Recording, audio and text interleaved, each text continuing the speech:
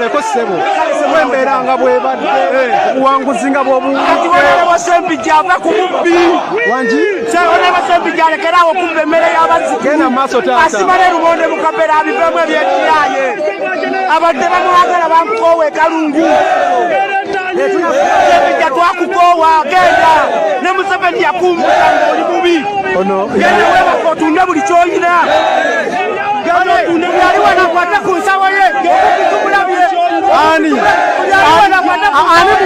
sembijja ye mubbi sembire mu kalungu sembijja yagamba tusomeko abakuzi abenja kyokka tagenye okuwumula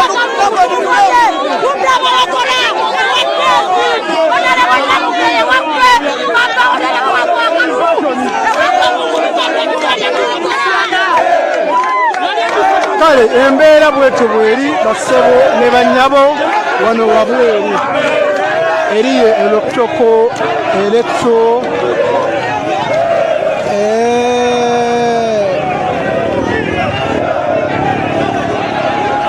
kale eno embeera eri wabweru bassebo ne bannyabo kale yenze Abudu wa Bobi gye tuvudde yonna yonna gye twatandikidde mu kkooti e Masaka n'okukomawo wano ku kakiiko k'ebyokulonda we bazzeemu okubalira obululu wakati wa Nkeretanyi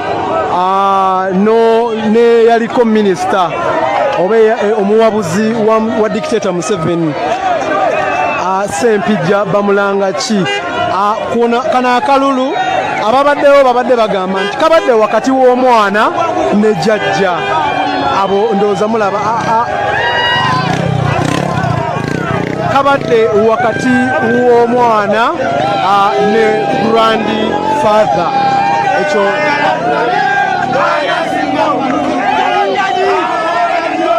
eno ye vibe eri abawageza bamulindiridde Nkeretanyi okumutwala ewaka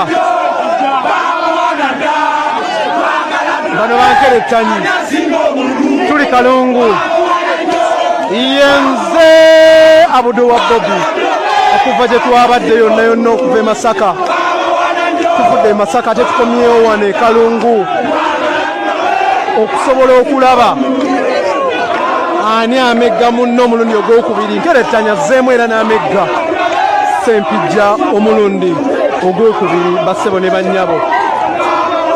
Akalulu kano njagala kabawaako. Nkeretanyi mu kusooka yawangula n'obululu bumeka? Nkeretanyi mu kusooka yawangula n'obululu ebyokwerinda byo byamaanyi, ebyokwerinda byo byamaanyi.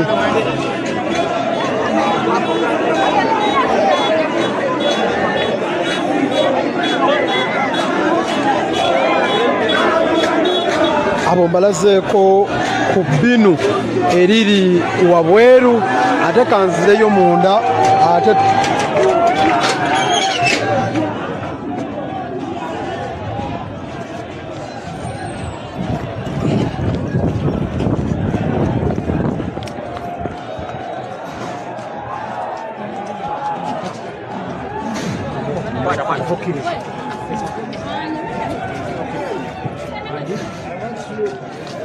for your car to come here.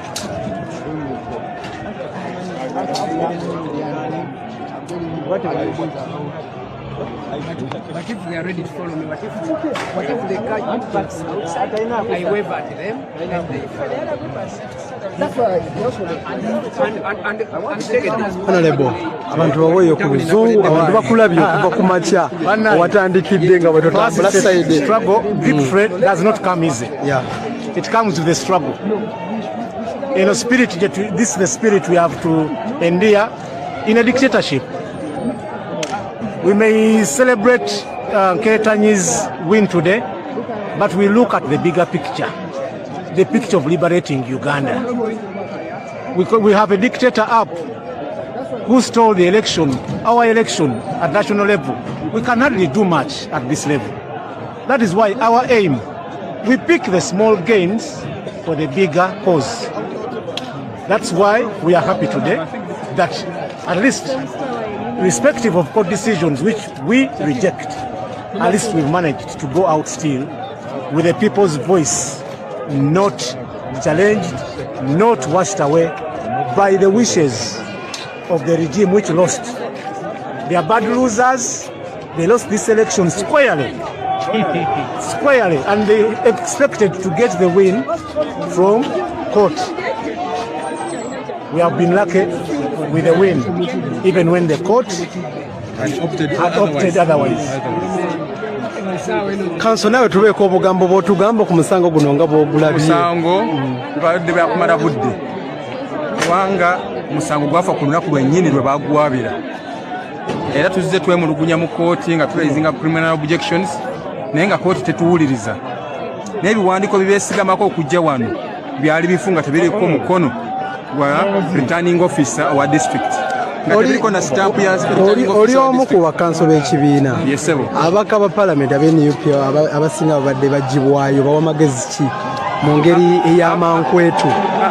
Ababadde bagibwayo kakati waliwo okwekubaana ne gavumenti eriko okulaba nga eremesa oludda oluvuganya okubeera n'ababaka bagwanidde okubeera mu palamenti.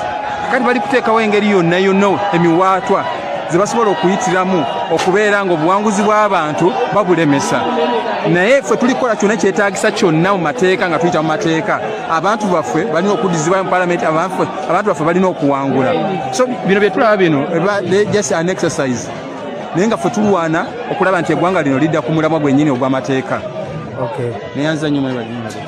Oyo ye kanso.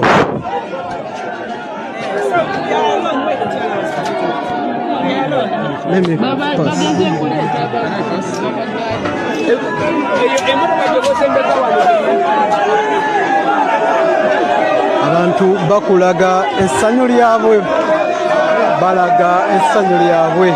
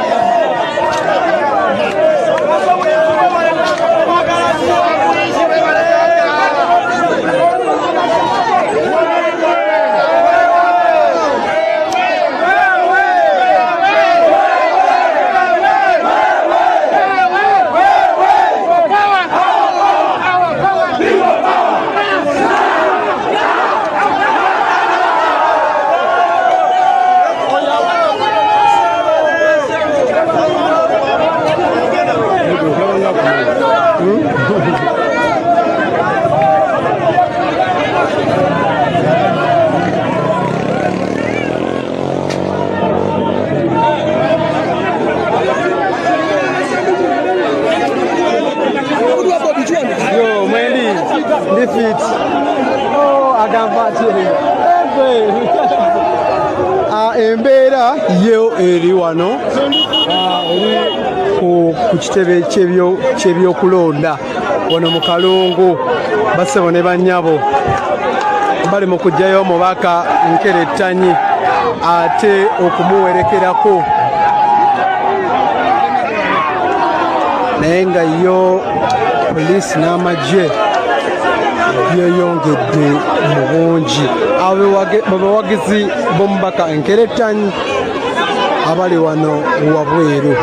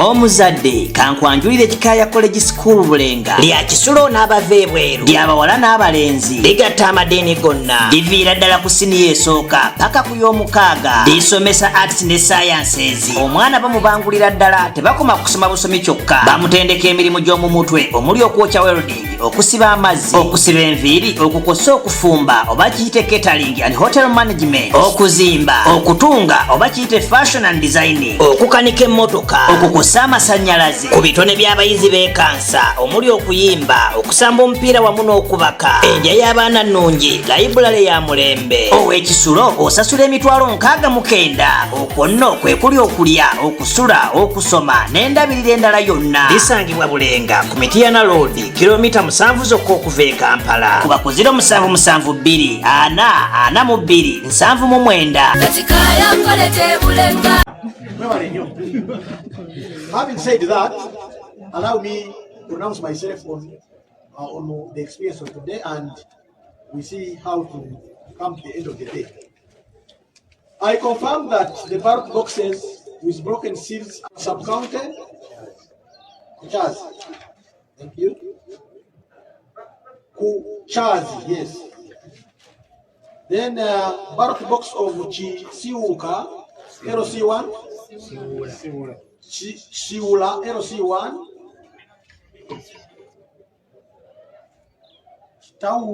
Stauruzi in Rusango Parish, Bukura sub-county, was found without a seal, and also EC 1870-554 still was found without a ballot box but also broken. Ballot box at Elite High School had seal number EC 1845-684 with a seal but with an opening of about 2 inch space, allowing anything to be put inside the box. And this was the same case with Danda Primary School polling station. All these counted. The total tampered ballot boxes are 5 in number,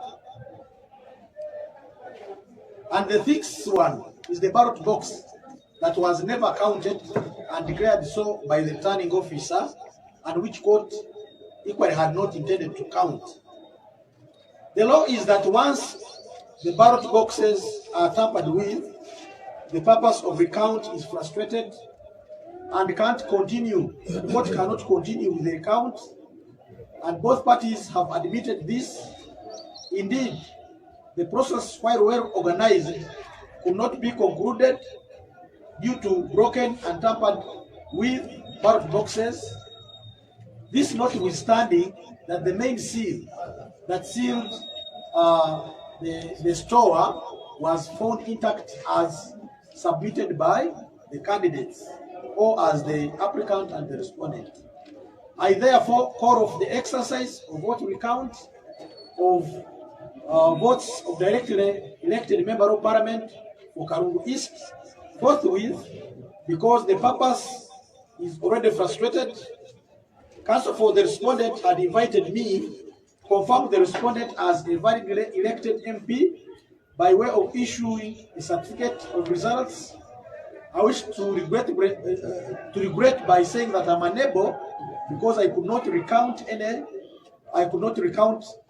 votes, and therefore I cannot pronounce myself on it. I wish to advise that any disgruntled party with the results that has been transferred is advised to seek a remedy in the High Court and to quicken the process. The order previously issued against the returning officer to delay transmission of results to the Electoral Commission is hereby waived. The people of Karungu East are advised to keep calm as the process of finding out the validly elected member of parliament continue. The applicant is advised to apply for a refund of security for costs worth 600,000 by applying to Permanent Secretary and Secretary to Judiciary. I want to thank you. Thank you for being a wonderful audience. I wish you safe journey and journey masses back home. Thank you.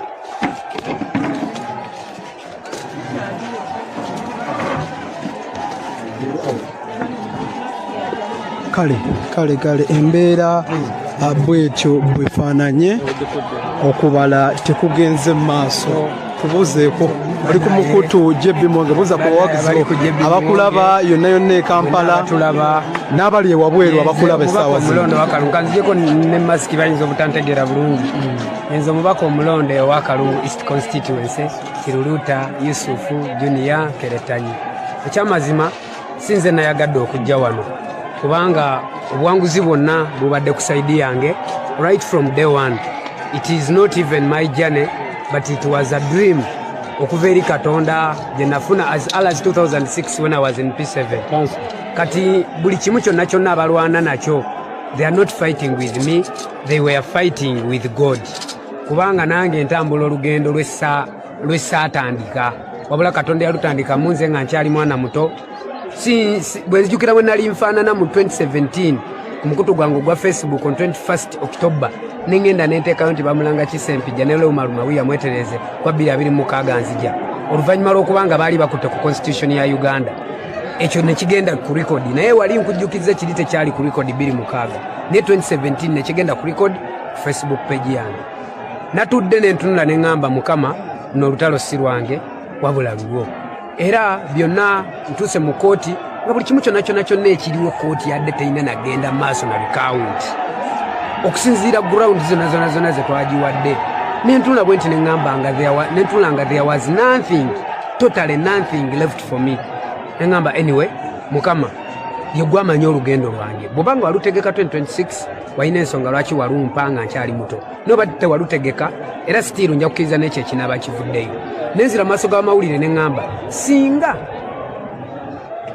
applicant tayina kye yateekayo mu box nsaba baddemu babubale bw'abanga yawangula atwale obuwanguzi bwe mateeka ne bw'abanga yalina kye yateekamu nsaba Mukama ointerveninge and you frustrate everything. Kubanga naye yennyini bw'abanga yawangula yabadde yeetaaga obwenkanya bwe mbanga saawangula kubanga it is abalonzi abaalonda tugenda na majority newe bala yansingako akalulu kamu ye yandibadde akola kyalangirirwa. Neŋŋamba kati bigenze mu maaso mu mikono gya Katonda kubanga ekkooti ez'oku nsi z'abantu nange ng'omuntu nkoze kyenkoze ate ne bye bakoze gye sibadde sibimanyiiko ate era sibinaako buyinza ne mbirekera Katonda. Ne bafulumya box ne bafulumya bwentu nga ninze babale.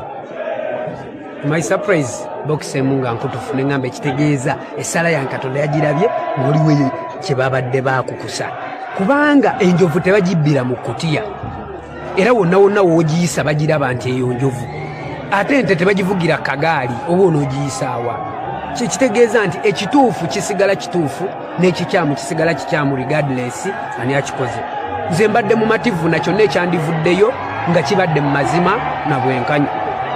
Weewaawo ono applicant yagambye nti addayo mu kooti still era nayo nja kumumeggerayo.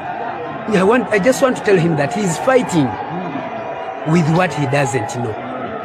He's fighting with me munda beyiye but in real sense ali mukulwanagana na Katonda. Nze sajja mbyabufuzi kubanga nali njagala nnyo olwokuba nali mbyegomba nnyo wabula mbibeeramu kubanga ne bwe mbyewala bisigala bimpita. It is my calling.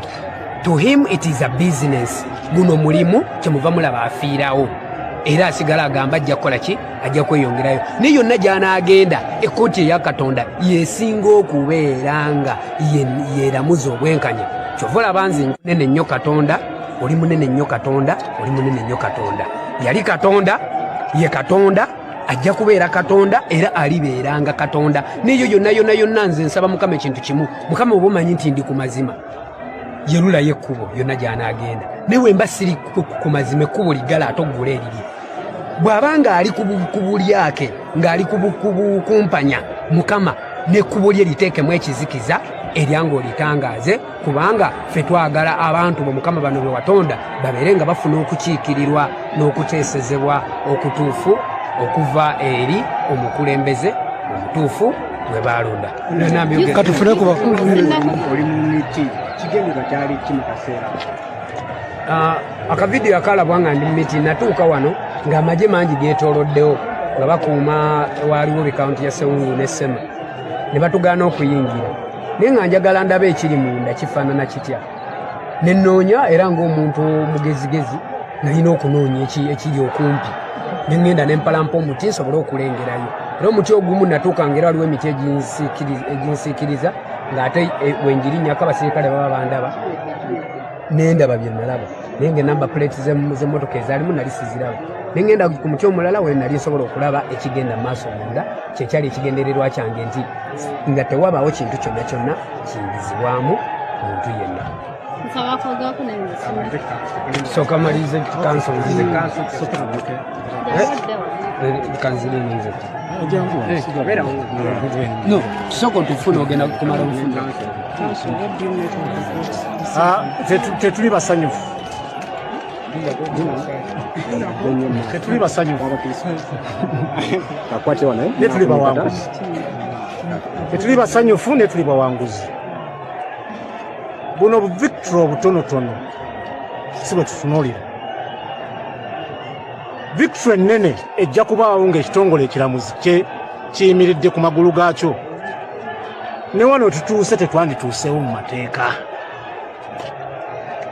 okuva application lwe yayingira e Kalungu ngeze bagiyambako eno decision si ya kooti buli decision ekoleddwa kooti ebadde nkyamu era tugenda giwakanya tulina okununula ekitongole ekiramuzi kubanga kiri mu kweyambisibwa lwakubanga bwagambye amazima tegazibirwa kkubo nene okututuusa wano kikyamu bwe tunaasigala era kyenkubiriza honorable member of parliament muddeeyo mu parliament mwe muba musobodde mutereeze bino abantu bagenda kumala obudde bwabwe bagenda ne balonda ne babala obululu bwabwe ku polling station kooti terina bizinesi ebala bululu mu mberi gye badde sazeewo bubala ekibadde ku saidi yaffe abadde Katonda nga bw'ababuulidde otherwise kooti ebadde etaddewo emiwaatwa gy'omuntu yenna okubba Victorine ng'etuleeta wano mu bukyamu mu facts baabala basaba polling station mu bukula bwokka yo neegamba nti katubale constituency yonna kikyamu kooti tesobola kukuwa kyotasabye tutuuse wano nga kooti yennyini yeewolereza akakiiko k'ebyokulonda ekyo tekibadde kyamazima mu recount mulina okubeera mulina okuba ne parking list ne serial number eziraga nti box zemugenda okubala zezaali sealed twagisabye egyo nga orders okubala lwatandika mubadde matuluuzinga tetulina kyetufunye mu kooti kyokka kwogera ebyo ebibaddewo olwaleero tesobola kugenda mu maaso naye kuva lwe twatandika nga tuli ku saidi entuufu ey'amateeka naye ng'egaana n'ekirabirwako wano n'ayonka nti tosobola kugenda mu box nga tokozesezza parking list ya seals eziri ku box bino bye mugamba nti zimenyese nze era mba kutuuka wano nga buli emu eri sealed ate kyenandisinze n'okweraliikirira such neat exercise because kooti etulaze olwaleero nti osobola okuggyako seal n'oteekako seal endala nga togenze ku parking list n'egibala ekibadde kikyamu ekirala nekigigamba nti amateeka agaliko kaakati regulations zigamba pepa erina okuba scanned ne biometric voter verification kit kooti eganye nakyo kikola ki babadde bali mutuvuga mu exercise gye badde tebaagala tuve tufunye mukisa ne tuvaayo kale ffe abataasoma nnyo luzungu ate we mbatwalako wabweru eri abawagizi ba Nkeretanyi akiriruuta abali wabweru abamulindiridde okumulaga essanyu wakati mu kumulaga obuwagizi nti kati bo bakayita mu bululu emirundi 2 bo bakayita mu bululu emirundi 2 bassebo ne bannyabo akalulu kano kakubibwa ng'ennaku z'omwezi 15 akalulu kano kakubwa ng'ennaku z'omwezi 15 Januari kino kyekiri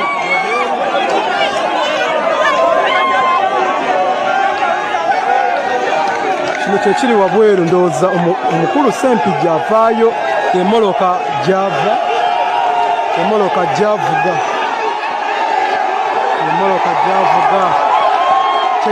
kyekiri wabweru yenze Abudu wa Bobby katufune kwono omukulu amaani sebo mama wange yebaleko sebo wembeera nga bwebadde obuwanguzi nga bwobulwa Sempijja ava ku mubbi wangi Sempijja alekerawo okumba emmere y'abazzike genda maaso taata asimale lumonde mukabera abivemu ebyekiraanye abadde bamwagala bamukoowa ekalungu Sempijja twakukoowa genda ne Museveni yakumbuka ng'oli mubi genda webaka otunde buli ky'oyina genda otunde byali wanakwate ku nsawo ye tumulabye ani mubbi Sempijja ye mubbi Sempira mu kalungu Sempijja yagamba tusomeko abakuzi abenja kyokka naganya okuwummula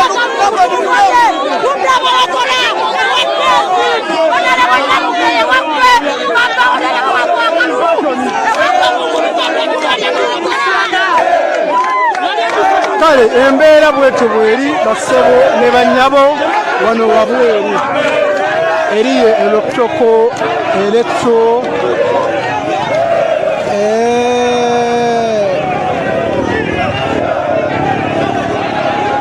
kale embeera eri wabweru bassebo ne bannyabo kale yenze Abudu wa Bobby gyetuvudde yonna yonna gye twatandikidde mu kkooti e Masaka n'okukomawo wano ku kakiiko k'ebyokulonda we bazzeemu okubalira obululu wakati wa Nkerettanyi ne yaliko minisita oba omuwabuzi wa dictator Museveni Sempijja bamulanga ki kano akalulu ababaddewo babadde bagamba nti kabadde wakati w'omwana ne jjajja abo ndowooza mulaba kabadde wakati w'omwana ne grandfather ekyo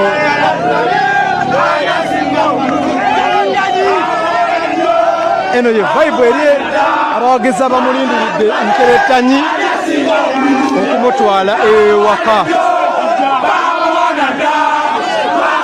bano Bankerettanyi tuli kalungu yenze Abudu wa Bobby okuva gye twabadde yonna yonna okuva e Masaka tuvudde e Masaka ate tukomyewo wano e Kalungu okusobola okulaba ani amegga munno omulundi ogwokubiri. Nkerettanyi azzeemu era n'amegga Sempijja omulundi ogwokubiri bassebo ne bannyabo. Akalulu kano njagala kabawaako. Nkerettanyi mu kusooka yawangula n'obululu bumeka? Nkerettanyi mu kusooka yawangula n'obululu ebyokwerinda byo byamaanyi, ebyokwerinda byo byamaanyi.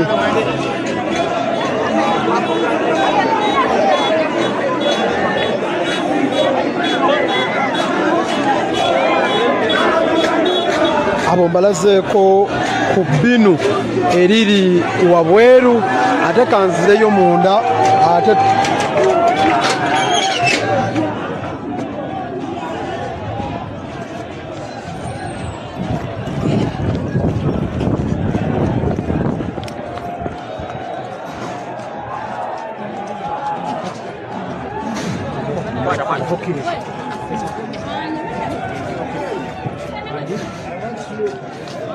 for your car to come here.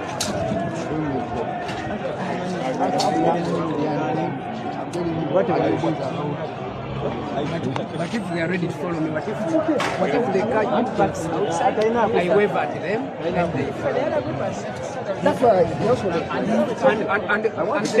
Honorable, abantu baweeyo ku buzungu, abantu bakulabye okuva ku makya watandikidde nga bwe totambula side. Struggle, deep threat does not come easy. Yeah.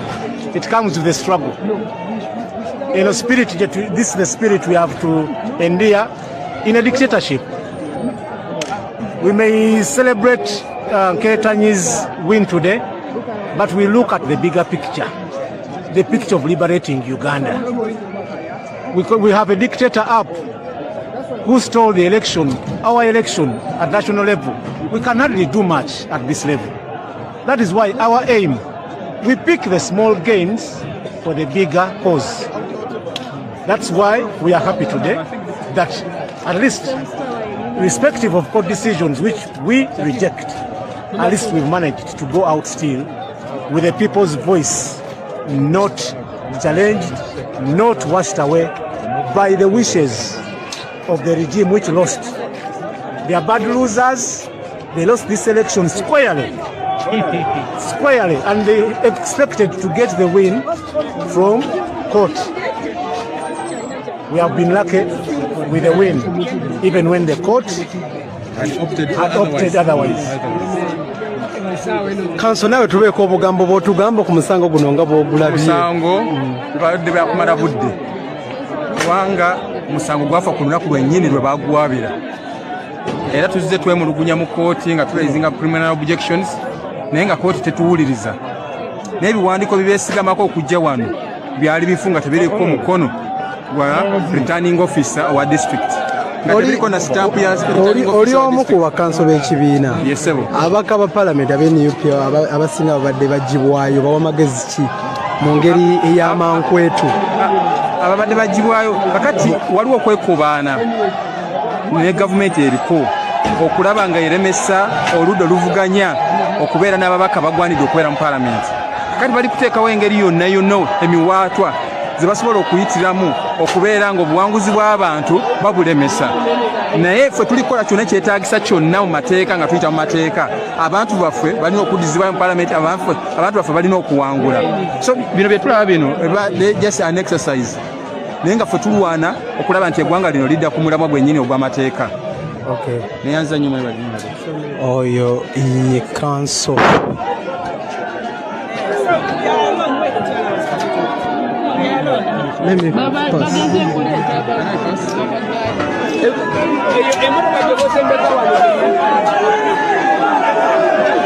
Abantu bakulaga essanyu lyabwe, balaga essanyu lyabwe.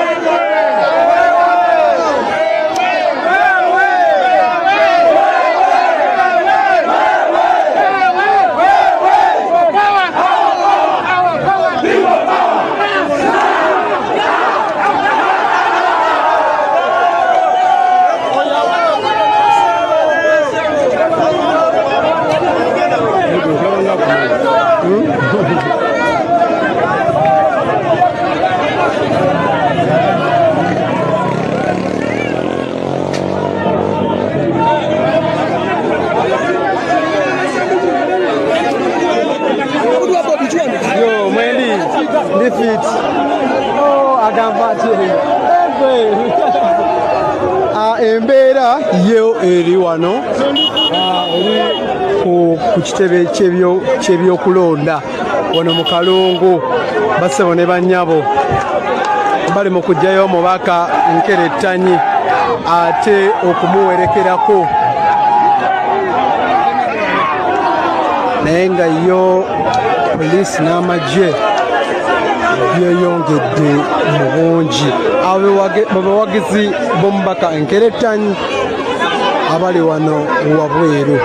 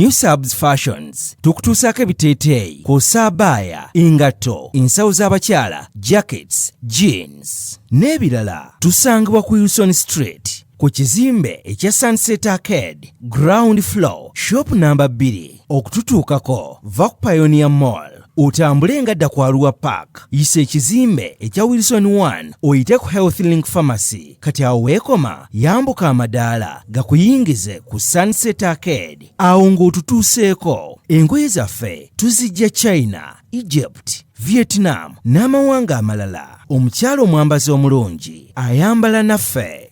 Chikaya College Bulenga. Omuzadde kankwanjulire Chikaya College School Bulenga lya kisulo n'abava ebweru, ly'abawala n'abalenzi, ligatta amadeeni gonna, liviira ddala ku siniya esooka paka ku y'omukaaga, lisomesa arts ne sciences. Omwana bamubangulira ddala, tebakoma kusoma busomi kyokka, bamutendeka emirimu gy'omu mutwe omuli okwokya welding, okusiba amazzi, okusiba enviiri, okukosa okufumba oba kiyite catering and hotel management, okuzimba, okutunga oba kiyite fashion and designing, okukanika emmotoka, okukosa amasannyalaze, ku bitone by'abayizi b'ekansa omuli okuyimba, okusamba omupiira wamu n'okubaka, endya y'abaana nnungi, layibulale ya mulembe. Ow'ekisulo osasula emitwalo 69. Okwo nno kwe kuli okulya, okusula, okusoma n'endabirira endala yonna. Lisangibwa Bulenga ku Mityana Road, kilomita 7 zokka okuva e Kampala. Kuba ku 0772 442 799. Chikaya College Bulenga. B is a Hotel and Bar. Tusangibwa Nsago ku lw'Ennakawuka. Ku lw'empeereza ennungi tukola essaawa 24. Tulina ebifo ebisulwamu nga biyonjo, ebiddaabirizibwa buli kadde, ebyemizannyo ng'okulaga omupiira, okuzannya pool n'ebirala. Ebbaala ejjudde obulungi, emmere ekutuukako mangu, paakingi nnungi ate nga security eri gguluggulo. Okubuukinga n'okumanya ebisingawo kuba ku 0790 79 12 04 oba 058 98 77 34. You are not easy when you are not at B is a Hotel and Bar. Come and experience the ultimate in comfort, entertainment and security with B is a Hotel and Bar. Nsago Nakauka Road. Tattoo Collections. Tuliwo ku lw'endabika ennungi. Ogenda mu ofiisi, olina mbaga oba owujjaddemu ewaka. Tulina ebiteeteeyi ebika byonna mu sayizi zonna. Office dresses, chief pants, party dresses ne casual. Ate mu abambazi b'empale oyagala blouse, sikaati, nammwe tetubeerabidde. Tulina blazers, ensawo z'abakyala ebika byonna n'engatto. Tattoo Collections. Tulina ebyokwebikka ng'amasuuka, duvet covers, zitawel, throw-ons n'ebirala bingi. Ate mu abakyala tulina ebyokwewunda byammwe nga earrings. Oyagala kutereeza ku mubiri gwo? Tulina supplements ez'enjawulo nga collagens, fat burners ne multivitamins mu bika eby'enjawulo. Tusangibwa Ntinda ku kizimbe ekya Ntinda Shopping Center, room number A09, emabega wa Housing Finance Bank, okuliraana Zain Forex Bureau. Okumanya ebisingawo tukubireko ku 0773 72 51 52 oba 0702 89 44 10. Oyinza n'otusindikira email zaitattoo@gmail.com oba genda ku mikutu gyaffe gya social media. Tattoo Collections. Find your style. Find your comfort.